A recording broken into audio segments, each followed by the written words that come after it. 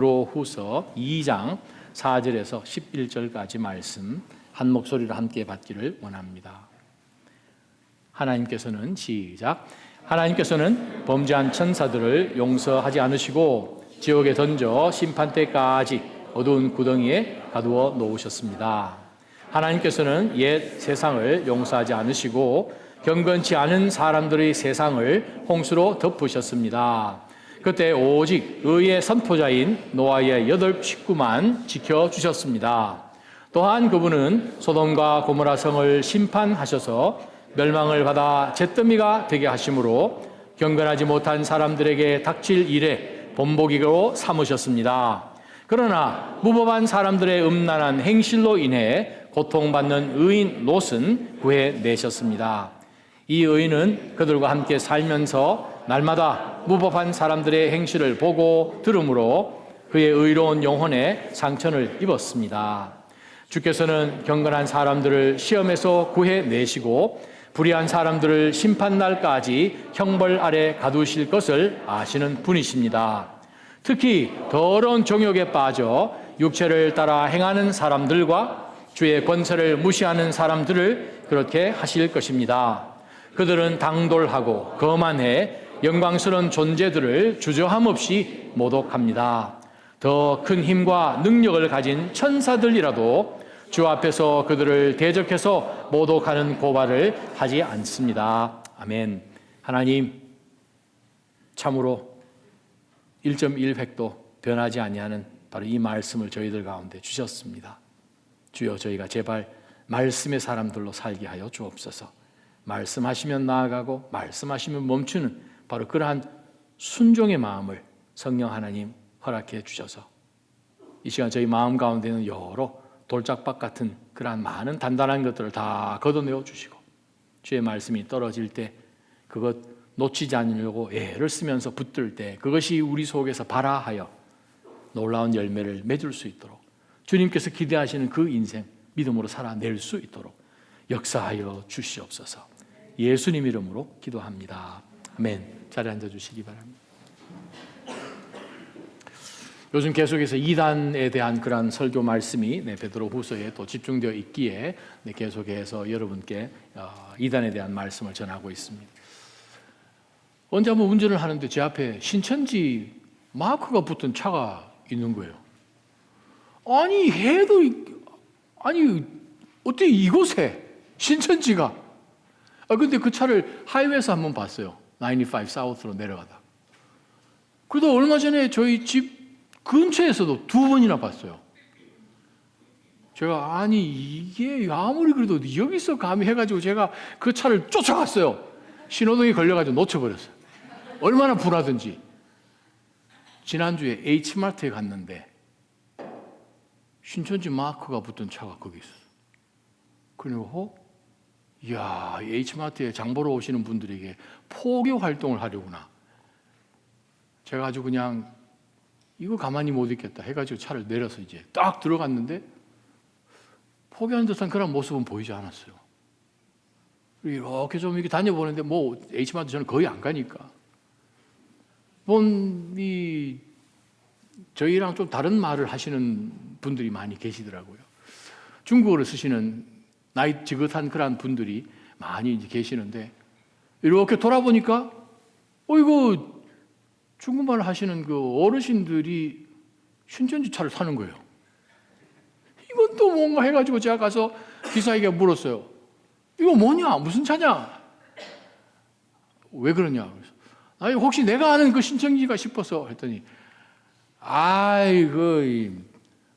중국 기사 양반이 시안띠안디 그러더라고요. 빌레리카에 있는 권사님 아시는구나. 빌레리카에 신천지라는 그 이름에 노인 요양병원이 있어요. 제가 구글에서 찾았어요. 찾아보니까 진짜 이름이 신천지예요. 그 사람도 신띠안디 그렇게 얘기를 하더라고요, 저한테. 우리가 그런 시대에 삽니다. 뭔가 이상한 그러한 시대. 근데 오늘 우리가 본문을 보게 되면 베드로후서 2장 아예 초반에 백성들 가운데 거짓 예언자들이 옛날에 많이 일어난 것처럼 여러분 가운데서도 거짓 선생들이 나타날 것입니다. 2000년 전에 기록된 이 말씀 가운데도 이미 이단에 대한, 거짓 가르침에 대한 그러한 많은 도전들이 교회에게 있었습니다. 사실 기독교 역사를 들여다보게 되면 우리 성경 하나님의 말씀 AD 한 95년에 요한복음, 요한 1, 2, 3서, 요한계시록까지 다 클로징 되었는데 사실 성경만큼이나 오래된 기독교 서적이 발견됐죠. 디다케라고 하는 것입니다.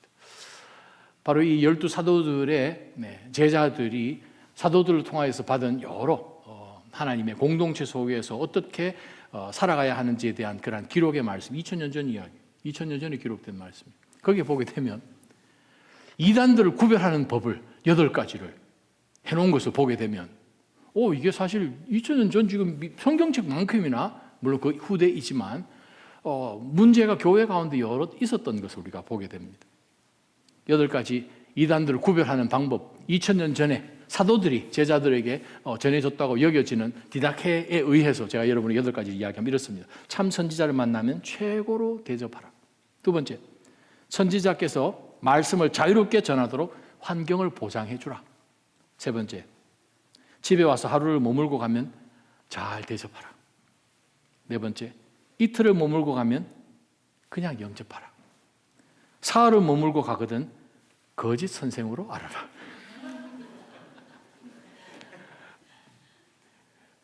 여섯 번째, 빵 외에 어떤 것을 요구하면, 즉 빵 외에 어떤 것을 요구하지 않으면 참 선지자로 알고 돈을 요구하면 거짓 선지자로 알라.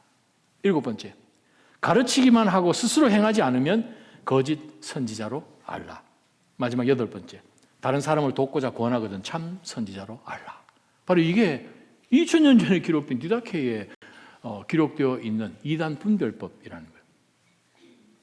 AD 130년부터 AD 202년까지 활동하였던 초기 교부 중에 아이레니우스라는 분이 있습니다.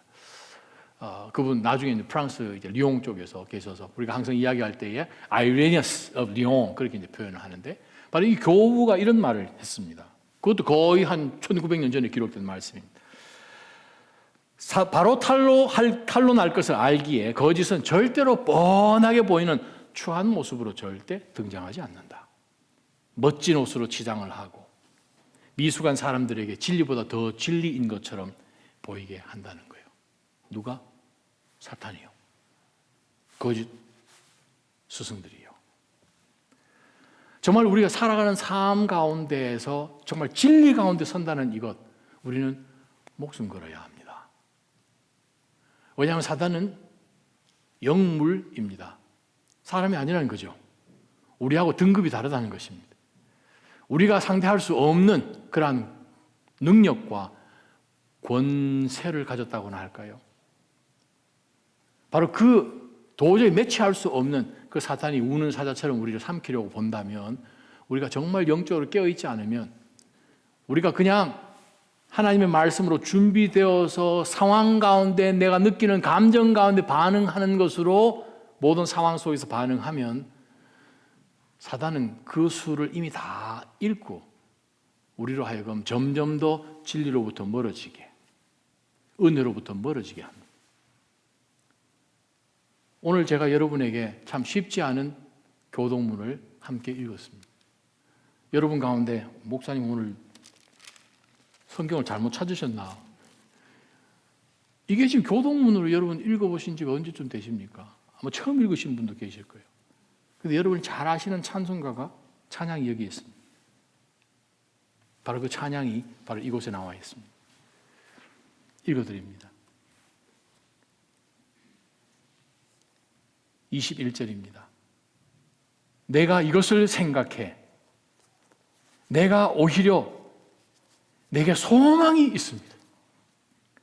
여호와의 인애하심이 끝이 없는 것은 그분의 긍휼하심이 끝이 없기 때문입니다. 그것들이 아침마다 새롭고 주의 신실하심이 큽니다. 아침마다 새롭고 또 새로우니 바로 이 찬양입니다. 이 찬양은 예레미야가 기록했습니다. 예루살렘이 원수들로부터 인하여서 다 멸망하고 폐허가 된 그 잿더미 같은 그 거리들을 눈물로 걸어 다니면서 하나님 앞에 간절히 간구하고 우리 백성이 하나님 앞에 범죄하여서 이렇게 하나님께서 우리를 치셔서 우리를 마치 짐승처럼 새처럼 사냥꾼들이 와서 활을 쏘듯이 우리를 정말 엎드러지게 해버리는 바로 그 현장 가운데서 쓴 시입니다. 하나님은 하나님이십니다. 그 말은 우리 인간과 다르다는 거예요. 오늘 우리가 베드로후서를 보았지만 하나님이 어떤 하나님이신지 우리가 분명히 알 때에 우리 삶 가운데 신앙생활의 모습은 사실 많이 달라질 것입니다. 예레미야의 입장을 생각해 보면 절망 가운데 빠지기 충분하죠. 하나님 앞에 섭섭한 마음 생기다 마다요. 하나님 해도 너무하십니다. 아니 어떻게 무너져도 이렇게 깡그리 무너지게 하십니까? 아무것도 남지 않게 하십니까?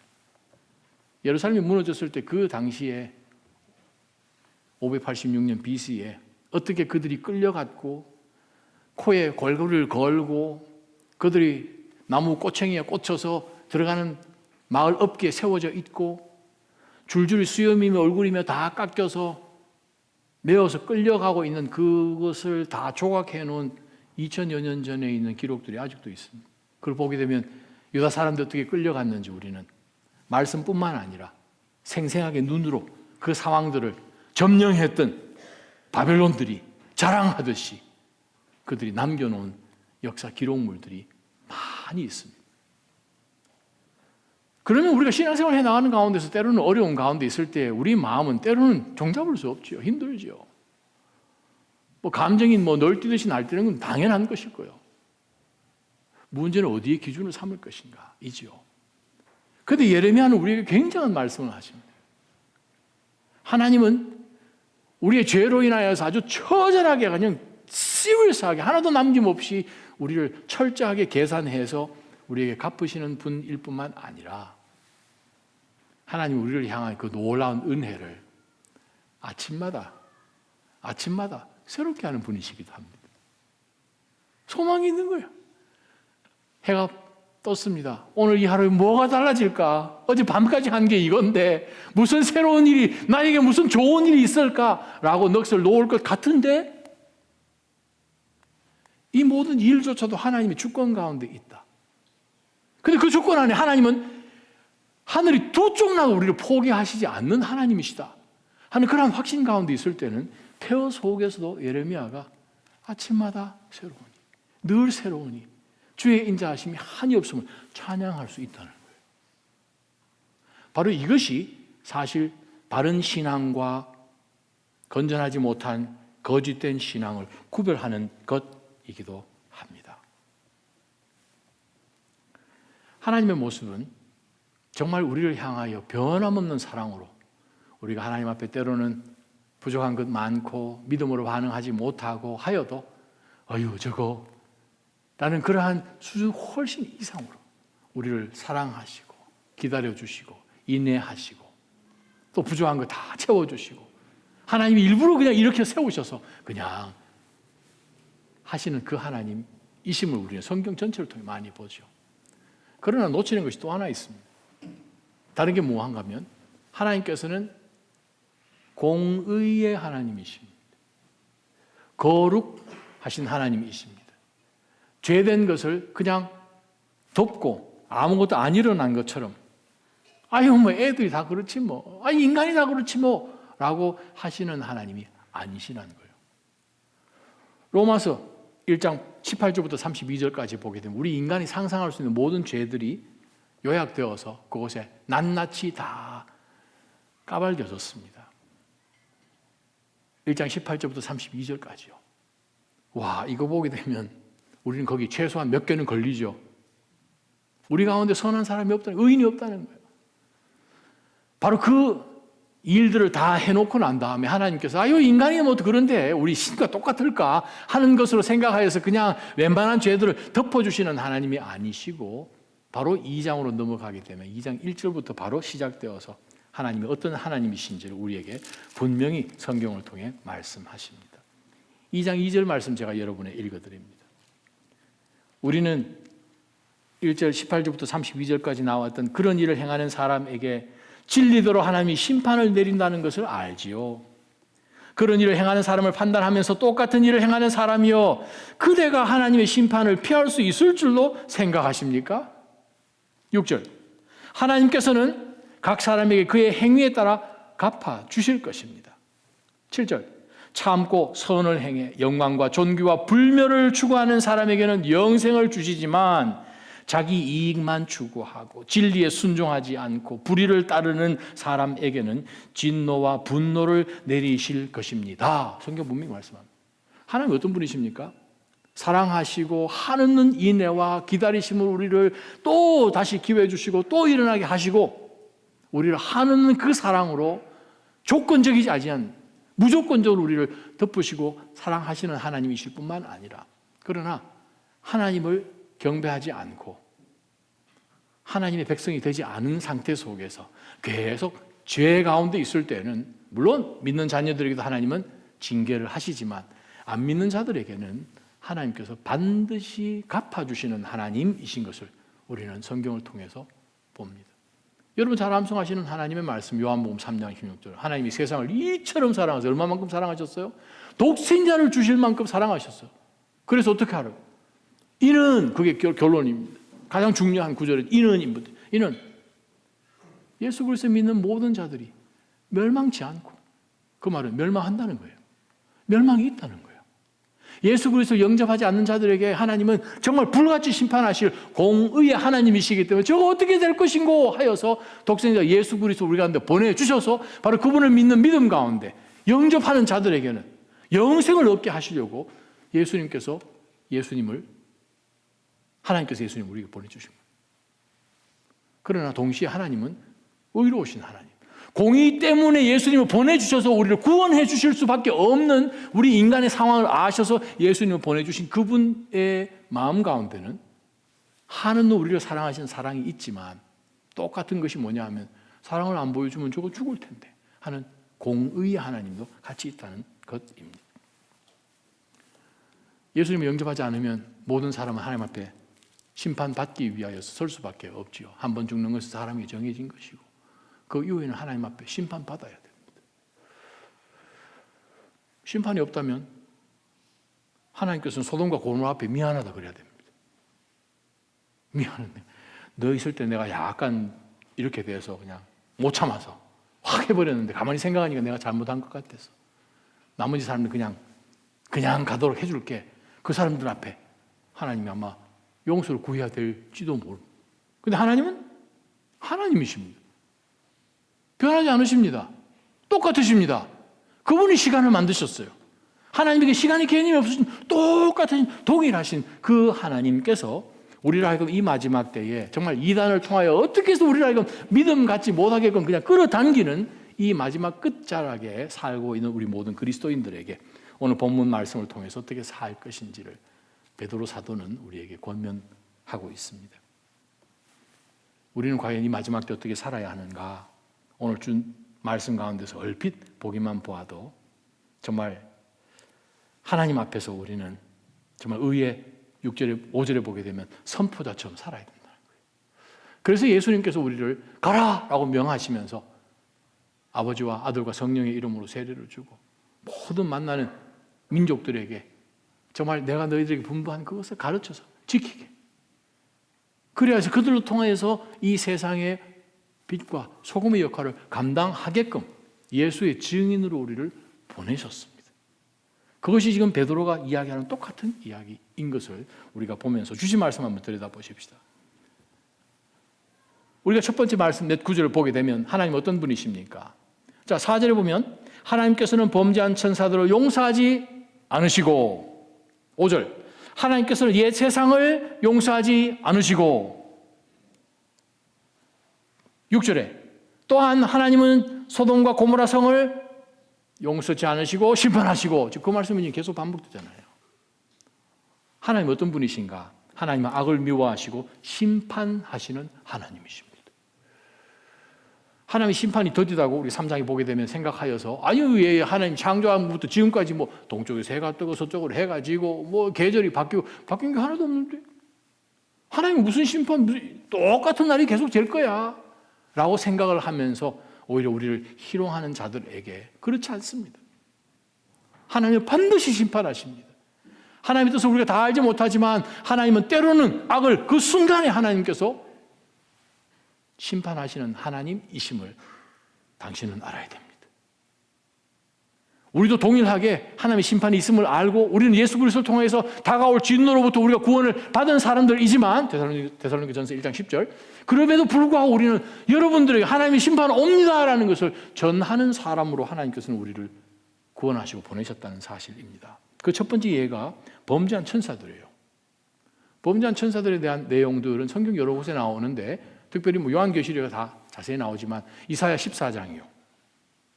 자, 14 곱하기 2 하면 28장이에요. 에스겔 28장이요. 두 군데 나옵니다.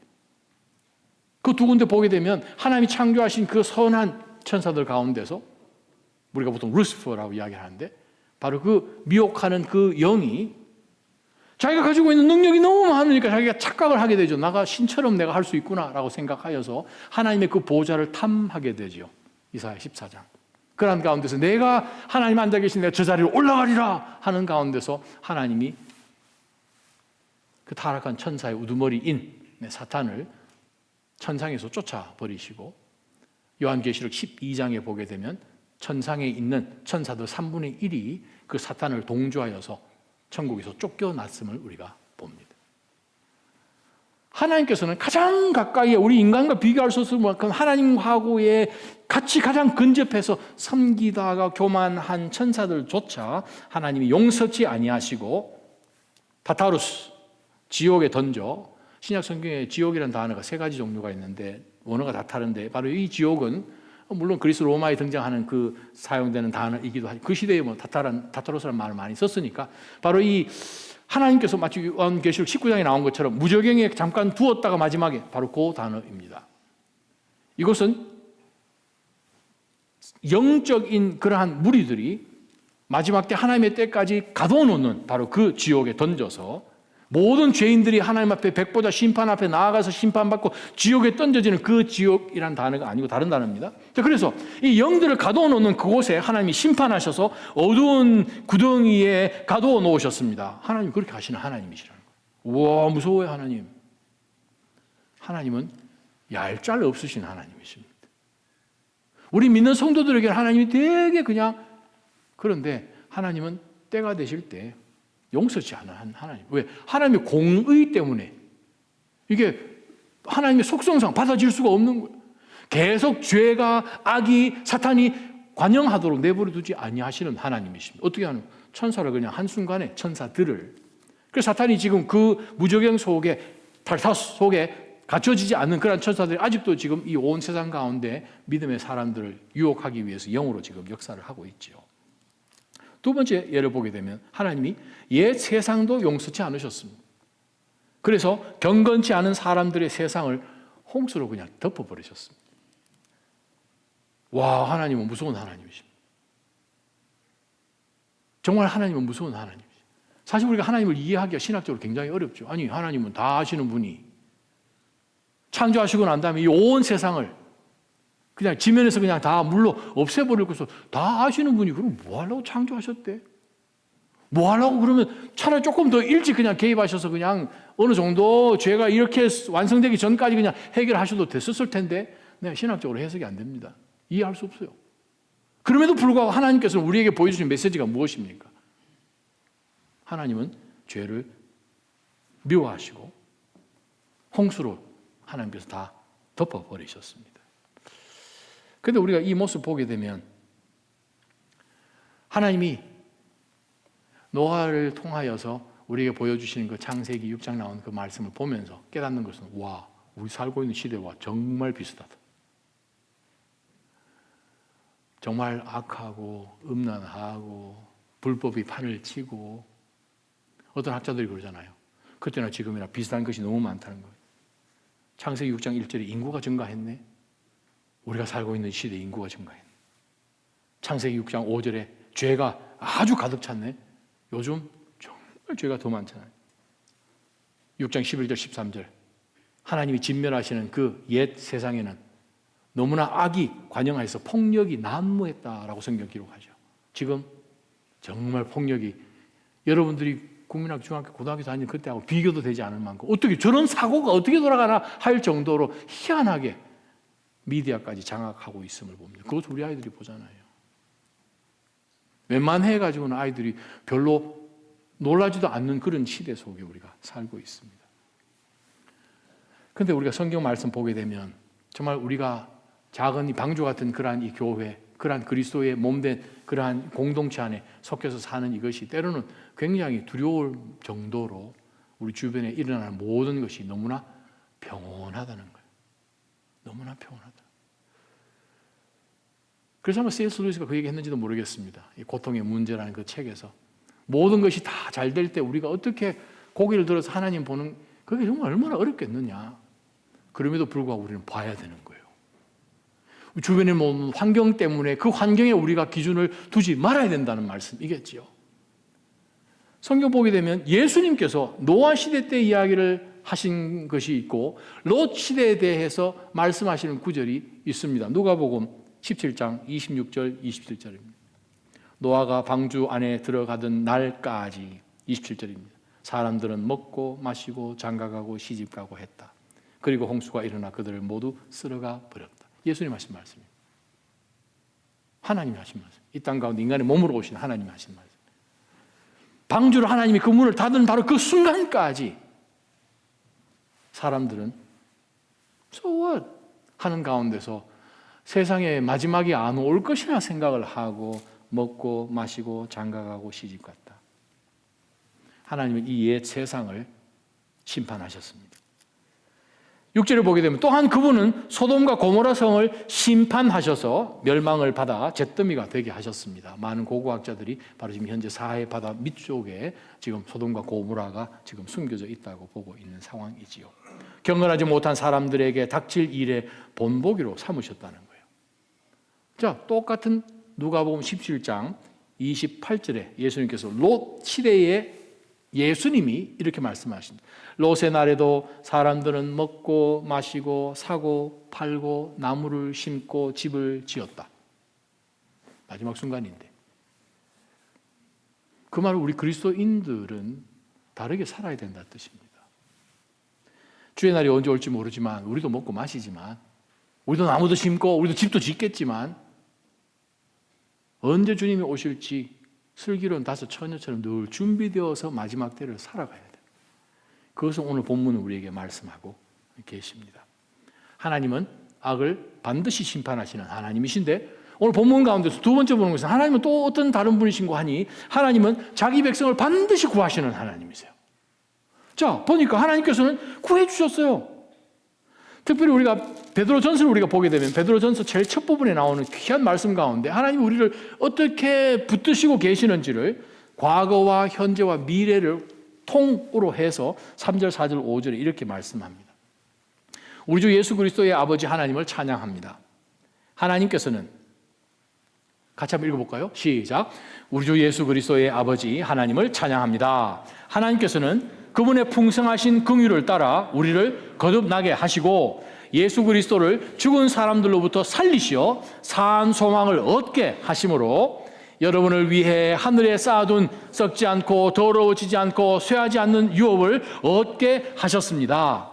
여러분은 마지막 때 나타내려고 예비하신 구원을 얻기 위해 믿음으로 인해 하나님의 능력으로 보호하심을 받고 있습니다.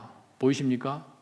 하나님이 과거에 이미 이전에 우리에게 어떤 일을 하셨는지 우리의 구원을 주시기 위해서 예수 그리스도를 2000년 전에 십자가에 달려 우리 죄를 대신하여 죽게 하시고 살리시고 바로 그분을 통해서 우리에게 산 소망을 예수님 믿는 믿음 가운데 얻게 하셨습니다. 과거 시제죠. 얻었어요. 이미 우리가 사망에서 생명으로 건너가 버렸잖아요. 요한복음 5장 24절. 자, 그런 가운데서 우리는 이미 예수 그리스도를 통해서 구원을 받아서 하나님 앞에 산 소망이 있음을 인하여서 사는 믿음의 자녀들이 되었습니다. 그래서 우리로 하여금 여러분을 위해 하늘에 쌓아둔 썩지 않고 더러워지지 않고 쇠하지 않는 유업 아직 not yet이에요. 예수님께서 제자들과 함께 6월절 만찬하시는 가운데 요한복음 14장 1절 가운데 너희는 마음에 근심하지 말라 하나님을 믿으니 또 나를 믿으라 라고 말씀하시면서 주님이 가시면 우리를 위하여 예비할 곳을 준비하러 오시고 내가 다시 와서 너희를 데려간다 말씀하십니다. 우리에게는 하나님 나라 갔을 때 받을 유업이 있습니다. 아직 못 받았어요. 미래 시대예요. 유업을 얻을 수 있게끔 하나님이 만들어 주셨는데, 그러면 지금은 보니까 오늘 말씀 보세요. 자, 유업을 여러분이 얻게 될 터인데, 여러분은 마지막 때 나타내려고 예비하신 그 구원을 미래입니다. 얻기 위해서 지금 믿음으로 인해 하나님의 능력으로 보호하심을 받고 있습니다라는 거예요. 할렐루야. 이게 얼마나 굉장한 일입니까? 우리의 신앙의 역사예요. 과거도 있고 현재도 있고 미래도 있고요. 믿음 없으면 과거도 모르고 현재도 모르고 미래는 없는 거죠. 그 사람들은 노세 젊어서 노세. 그래서 오늘이 인생이 제일 젊다 생각해서 그냥 말을 잘 지어내잖아요. 불금, 우리 불같이 기도하는 금요일이 돼야 되는데 불금, 불토, 말도 잘 지어내요. 세상이 그렇잖아요. 그 사람들에게는 지금 이게 마지막 기회예요. 마지막 놓을 기회, 마지막 이 땅 가운데 모든 것을 누릴 기회. 그러나 하나님께서는 우리에게 하나님의 능력으로 보호받고 있음을 보여주심을 말씀을 통해서 우리에게 주셨습니다. 하나님은 자기 백성을 구원하시는 분이십니다. 어떻게 구원하셨나? 하나님은 노아를 구원해 주셨어요. 노아의 8 식구만 지켜주셨어요. 왜? 하나님의 백성이니까요. 자, 그 다음 보겠습니다. 소돔과 고모라는, 그러나 무법한 사람들의 음란한 행실로 인해 고통받는 의인 롯은 구해내셨습니다. 우리가 이 땅 살면서 때로는 우리가 너무 힘들다 하지만 하나님께서는 우리를 세상에서 그냥 건져내시고 너희는 다른 세상에 살게 아니하시고, 예수님께서 겟세마네 동산에서 기도하시는 가운데서도 요한복음 17장에 정말 그 후손 이 제자들의 메시지를 듣고 믿음으로 나아올 그 후대 사람들을 위해서 예수님께서 기도하신 장면이 나오잖아요. 그 가운데서 그들로 하여금 이 세상에 속했지만 이 세상에 속하지 않은 사람들처럼 살 수 있도록 그것을 위해서 예수님이 기도하셨지요. 우리가 이 마지막 때를 살면서 바울 사도도 이야기한 것처럼 정말 우리가 이 세상이 싫으면 떠나야죠. 떠난다고 우리 속에 있는 죄성이 사라집니까? 그렇지 않죠. 중세시대 때 여러 그런 교부들이나 그런 거룩한 사람들이 자기를 죽이기 위해서 그냥 이 수도원도 들어갔다가 수도원도 안 되니까 자기 혼자 그냥 광야로 가서 살다가 자기가 어떤 지팡이 꼭대기 위해서 그냥 몸 의지해서 사는 사람도 있고, 그런데도 불구하고 그 속에서 죄성이 나오더라라는 고백을 하지 않습니까? 그래요. 우리가 중요한 것은 하나님의 그 놀라운 능력으로 보호받으면서 살고 있다라는 이 사실을 놓치지 않고 사는 것이 참 중요하죠. 그렇게 하시면 이유가 무엇입니까? 물론 우리를 사랑하심도 있지만 하나님의 목적은 무엇입니까? 하나님은 모든 사람들이 한 명도 멸망하지 않고 다 구원받기를 원하시거든요. 자, 베드로후서 3장입니다. 여러분 성경기 가시면 한 페이지만 넘기시면 됩니다. 3장 9절에 보면 약속하신 주께서는 어떤 사람들이 더디다고 생각하는 것처럼 더디신 분이 아닙니다. 오히려 여러분을 위해 아무도 멸망하지 않고 모두 회개에 이르기를 바라시기 때문에 또 기다리십니다. 또 기다리셨기 때문에 우리가 구원받은 거 아닙니까? 기다리셨기 때문에 우리가 구원받은 거예요. 우리처럼 벌거숭이 같은 그런 사람들이 있을까 봐 하나님은 우리를 세상의 빛과 소금으로 감당하라고 그 역할을 보내신 것이죠. 우리도 당신들처럼 안 믿고 살다가 죽을 뻔했는데 정말 하나님의 놀라운 은혜 가운데 우리 인생 가운데 쑥 들어오셔서 우리를 변화시키시고 정말 천국이 있습니다. 그리스도인으로 살아가는 이것, 기도하는 가운데 하나님 응답받는 것, 정말 그것을 체험하면서 그 거룩하신 분과 동행하는 이 복이 얼마나 귀한지 당신 한번 경험해 봐야 됩니다 하는 그것을 전해주도록 우리를 하여금 빛과 소금으로 살게 하시죠.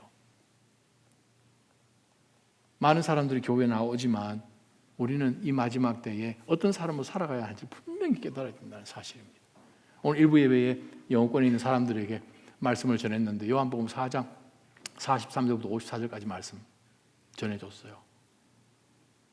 예수님 만난 많은 사람들 이야기입니다. 예루살렘에서 예수님 6월절 때 잠깐 만났던 사람들이 자기 고향에 와서 있다가 몇 주가 지났을 때 예수님이 그 마을 왔으니 얼마나 좋았겠습니까? 기적들을 봤기 때문에 예수님을 웰컴했어요. 근데 그들은 예수님을 못 만났죠. 웰컴은 했는데 예수님 그 마음속 못 들어가신 거죠. 믿지를 않으니까. 예수님이 그 마을을 가시면서 선지자가 자기 고향에서 존경을 못 받는다라는 말씀을 이전에 했었습니다 라고 요한이 기록합니다.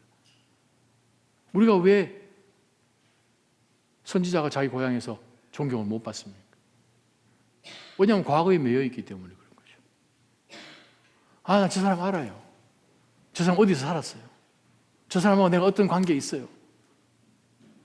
그 다음에 지금은 무슨 일이 벌어진 줄 아십니까? 그건 몰라요. 내가 그 사람 알아요. 어려서부터 알아요. 바로 그것이 우리가 매이는 거예요. 과거 가운데서 우리에게 힘들게 하였고 우리가 실망했고 실패했던 이 모든 것들이 우리 발목을 잡으니까 현재 상황 속에서 예수님 우리 앞에 있는데 그 예수님 못 붙들고 있는 거죠. 삶 가운데 기적 안 일어나는 거죠. 그럼 많은 그 무리들 가운데서 누구 한 사람이 딱 등장한 것이 누굽니까? 바로 아주 높은 왕의 사람, 킹스맨 관리가 하나 등장을 합니다. 근데 그 관리는 그 동네 사는 사람도 아니에요. 예수님이 그 유대 땅에 오셨다는 소식을 듣고 거기서부터 20마일이나 떨어진 가버나움에서 그 멀리까지 와서 예수님을 만나서 예수님 앞에 쭉 달려가가지고 엎드려서 자기 아들 죽게 됐으니 도와주십시오. 도와주십시오, 예수님. 지금 이 아주 높은 왕의 관료가 지금 그 얘기를 했으니 어떻게 해야 됩니까? 그럼 내가 가줄까? 마치 예수님이 예전에 백부장에게 하셨던 것처럼. 근데 예수님께서는 그 말씀을 받으시고 요한복음 4장에서는 너네들은 이라고 이야기하시잖아요. 이 관료에게 얘기하지 않으시고 복수로 쓰신 거, 단수로 쓰신 거 하시고 너희들은 기적을 안 보면 왜 안 믿으려고 하느냐? 라고 질문을 던지시죠. 우리 삶 가운데 본문 말씀 가운데 기억하면서 우리가 이 마지막 때 살아가는 가운데서 우리 그리스도인들은 하나님의 능력으로 보호를 받고 있기 때문에 우리가 처해 있는 상황 가운데서 우리가 보여질 반응은 믿음의 반응을 보여야 된다는 거죠. 그것을 하지 않고 그냥 인간 본연적으로 생각을 한다면 우리는 알아요. 성경 너무 잘 알고 지난 일주일 전에도 예배했는데 하는 그런 마음으로 예배 온다면 하나님의 놀라운 역사가 들어올 여유가 없잖아요. 그런데 예수님에 대한 이야기를 조금만 들은 이 관료는 자기 정도 직분이면 왕 앞에 와서 좋은 의사 소개해달라고 할 수도 있었을 것이고 자기의 권세를 얼마든지 사람들 그걸 하지 않고 예수님 앞에 엎드리잖아요. 그리고 예수님 앞에 한 소리 그 사람들 가운데 있기 때문에 듣지 않습니까? 그럼에도 불구하고 그런 얘기하죠. 풀리 계속해서 욕을. 근데 그때 예수님 뭐라고 가라, 네 아들 낳았다. 그리고 그는 자기 자리로 돌아갔더라. 그게 원어예요. 그 즉시 자기 아들 보러 가지 않았어요. 자기가 머물던 그 자리로 가나에서 있었죠. 그 다음날 아침에 그가 출발해. 20마일이면 옛날 고대에서 하루 정도 걸리는 거리죠. 보통 성인이 걸어도 평지 같은 경우 걸은다면 한 4시간, 5시간 걸리는 거리죠. 근데 그 당시에 유대의 산골에 거의 한 8시간, 9시간 걸리는 거리입니다. 그래서 그 다음 아침에 일찍 출발했을 거 아니에요. 종들을 만났어요, 가는 길에. 뭐라고 이야기합니까? 주인님 아들 낳았어요. 언제 낳았냐? 어제 1시쯤이요. 종이 생각해보니 어제 1시에 예수님이 저한테 말씀해 주신 기억한 거죠. 뭐가 기적입니까, 여러분? 우리 삶 가운데 똑같은 세상 사람들처럼 그냥 이곳에 살지만 우리는 하나님의 말씀 가운데서 순종하는 가운데서 살고 있기 때문에 하나님의 말씀을 의지해서 나아가서 삶 가운데 아들이 다시 낳은 거죠. 그보다 더 큰 기적이 무엇입니까? 온 가족이 영원한 죄의 병을 해결받은 거잖아요. 구원받은 거죠. 온 가족이 구원받은 거죠. 나중에 우리가 말씀 보게 되면 누가복음에 예수님을 잘 섬겼던 구차라는 사람이 나오는데 그 아내가 요한나, 그 두 사람이 헤롯 왕의 킹스맨이라고 성경에 나옵니다. 많은 신약학자들이 이 두 부부가 하나님의 놀라운 기적을 체험한 그 부모였을 것이다 라고 추측하죠. 무슨 뜻입니까? 우리 어떻게 살아야 됩니까? 오늘 본문 가운데 다시 한번 우리가 들여다보면서 우리는 하나님께서 반드시 구원해 주신다. 그렇기 때문에 우리는 마지막 때에 살 때에 우리는 어떻게 살아야 할 것인가 하는 것이 오늘 마지막 말씀입니다. 어떻게 살아야 됩니까? 오늘 성경 가운데 두 사람을 보여주죠. 누구처럼 살아야 하는가? 노아처럼요. 노아는 어떻게 살았습니까? 5절에 보니까 의의 선포자로 살았다는 거예요. 의의 선포자. 얼마만큼? 120년 동안. 우와. 제가 여러분에게 기가 막힌 성경 구절을 하나 읽어드리겠습니다.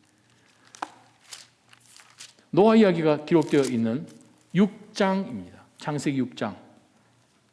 9절 노아의 이야기는 이렇습니다. 노아는 의로운 사람으로 당대의 완전한 사람이었으며 하나님과 동행하는 사람이었습니다. 10절 노아는 세 아들 셈과 함과 야벳을 낳았습니다. 그 다음 9절이 뭔지 아십니까? 자기 아들 셋을 낳았어요. 그 다음 9절입니다. 11절 세상은 하나님께서 보시기에 타락했고 폭력이 난무했습니다. 성경 9절에 셈과 함과 야벳을 낳았는데 바로 그 다음 9절이 세상이 하나님 보시기에는 정말 타락으로 가득했다는 거예요. 그러면서 애를 키우는데 그 말도 안 되는 하나님께서 보시니 고개를 흔들 정도, 물로 심판하실 정도의 땅에 새 아이를 낳았는데 그 아이들을 믿음으로 키우면서 하나님 주신 말씀 가운데 의존해서 120년 동안 의의 선포자로 살았다는 것입니다. 그래요. 우리는 의의 선포자로 살아야 됩니다. 우리를 볼 때 하나님께서 정말 살아계심을 볼 수 있도록 해야 됩니다. 예수님께서 축복하시고 기적을 경험하게 하셨던 바로 왕의 관리처럼 우리 삶 가운데 의가 우리 삶을 통해서 하나님의 놀라운 그 의의 능력이 드러날 수 있는 그런 사람으로 살아야 되죠. 의의 선포자로 사시기를 축원합니다. 세상의 빛입니다. 세상의 소금입니다. 빛은 역할이 무엇입니까? 어두운 가운데 비춥니다.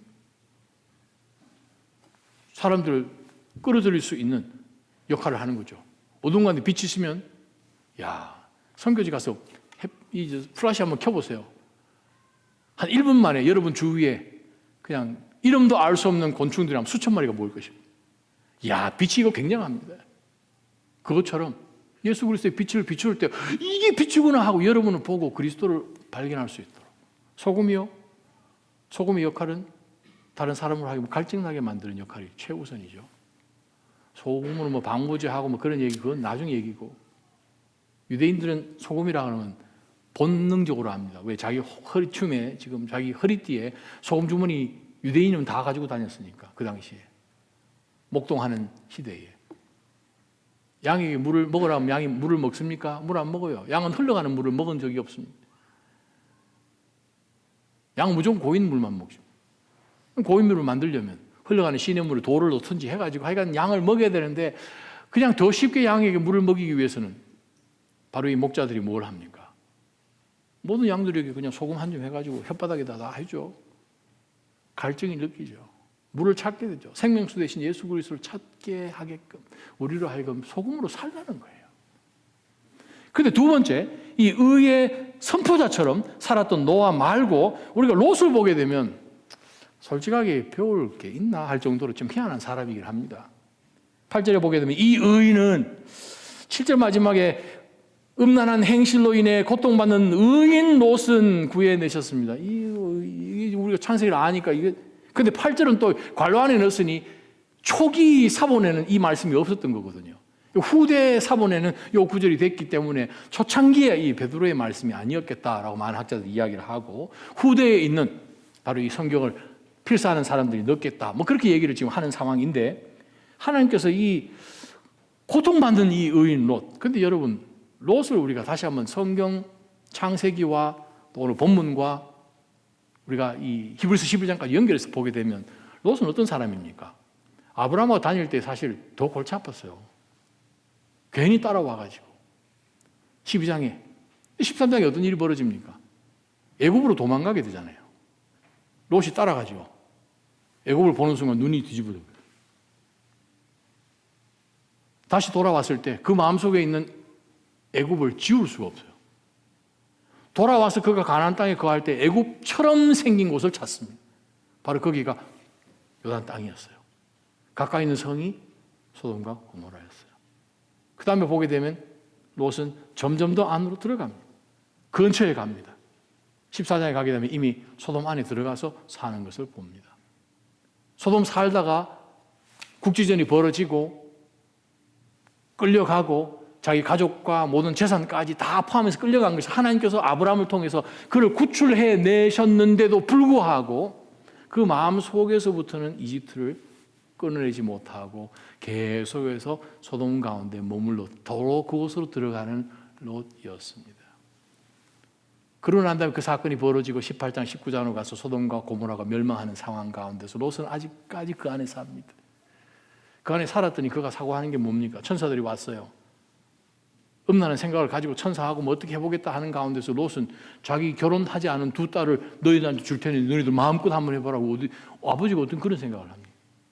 본 게 그거죠. 여러분, 우리 삶 가운데 분명하게 기억해야 될 것이 있습니다. 롯을 통해서. 이것은 무엇인가? 고통을 자초하지 말라는 것을 배워야 됩니다. 고통을 자초하지 말고 우리는 마음을 새롭게 늘 해야 됩니다. 바로 그것이 바로 롯으로부터 배우는 메시지입니다. 롯을 인하여서 얼마나 많은 어려움들을 준 것을 우리는 봅니다. 아브라함이 롯을 구해주고 왔을 때 소돔 왕이 너무 고마워가지고 자기 조카 롯이 살고 있는 그 성의 성주가 뭐든지 줄게 했을 때 아브라함 뭐라고 했습니까? 당신이 주는 것 어떤 것도 안 받는. 그게 아브라함과 롯의 차이입니다. 여러분, 아브라함이 얼마나 거룩한 사람이에요. 하나님의 사람이에요. 아브라함과 동행할 수 있는 그것이 그분을 삼촌으로 두는 롯으로서는 정말 굉장한 특권인데도 불구하고 자기 스스로 발로 차죠. 왜? 이집트 다녀오고 와서 그가 재산도 늘어나고 약대도 늘어나고 이제 흩어지는데 자기 삼촌 상관없이 자기가 눈에 보이는 것이 기준이 이집트가 되어버린 거죠. 우리 그리스도인들은 이 마지막 때에 절대로 우리가 살아가고 있는 애굽이 우리 삶의 기준이 되지 말도록 살아야 된다는 거예요. 바로 그것을 우리가 롯을 통해서 배웁니다. 롯은 하나님이 구원해 주지 않으셨다면 어떻게 됐겠습니까? 자초할 필요가 없다는 거예요. 하나님의 이 놀라운 이 심판, 그 곁에 그냥 자초할 필요가 없는 거예요. 하나님의 미움을 자초할 필요가 없는 거죠. 저와 여러분, 마지막 때에 우리가 이렇게 살아가고 있습니다. 어떻게 살아야 합니까? 우리는 의의 선포자로 살아야 하고, 우리는 정말 하나님의 은혜를 전해주는 사람이 되어야 되지, 반대로 정말 하나님의 그 진노를 자초하는, 어정쩡하게 어떤 어느들이 타협하면서 사는 듯한 그러한 신앙이 하나님의 은혜 아니면 정말 완전히 다 없어질 것 같은 구해내신 바로 그 하나님의 은혜도 생각해 보지만, 아유, 자기 아내 다 잃어버려. 최소한 롯에게 딸이 4명 있죠. 성경 잘 읽어보시면 롯에게 딸이 2명 있는 것이 아니라 4명 이상 있습니다. 그럼 두 딸은 어떻게 됩니까? 다시 한번 우리가 이 마지막 때에 정신 번쩍 차려서 하나님의 사람들로 지혜롭게 살아가시기를 주님의 이름으로 축원합니다. 기도하십시다. 거룩하신 하나님 아버지, 오늘 이 주신 말씀 받고 주여 저희가 다시 한번 정신 번쩍 차려서 이 마지막 때에 의의 선포자로 하나님, 세상 고통 가운데서 정말 소망이 없어 살아가고 있는 저들에게 소망 되신 예수 그리스도, 심판주로 오실 그분, 그러나 그분을 빨리 영접하는 가운데서 그분이 우리 삶의 모든 해결자이시고 영원한 소망이시고 우리의 신랑 되신 것을 주여 저희가 증거할 수 있는 그 삶 살아내는 저희가 되게 하여 주옵소서. 감사하며 예수님의 이름으로 기도합니다. 아멘.